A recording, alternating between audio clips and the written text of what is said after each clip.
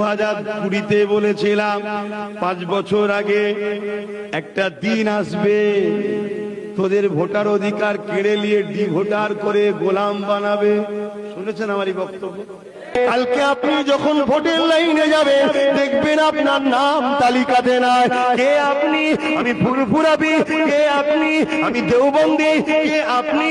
আমি অমুক দরবার। কে আপনি? আমি অমুক দরবার। কোন দরবার চলবে না। মুসলমান হওয়ার জন্য আপনাকে ক্যাম্পে নিয়ে যাওয়া হবে, ওখানে তিলে তিলে আস্তে আস্তে আপনাকে হত্যা করা হবে। 2020-তে বলেছিল, 5 বছর আগে। আজকে সেই দিন শুরু হয়ে গেছে। তবে মনে রেখে দিও, ভারতবর্ষের একটা মুসলমানের নাম বাদ যাওয়া উচিত নয়। যদি বাদ যায় তাহলে জানতে হবে এরা দুজন মিলে এক জায়গায় মুখে মুখ রেখে বাদ দিয়েছে। কথা বুঝে আসছে তো?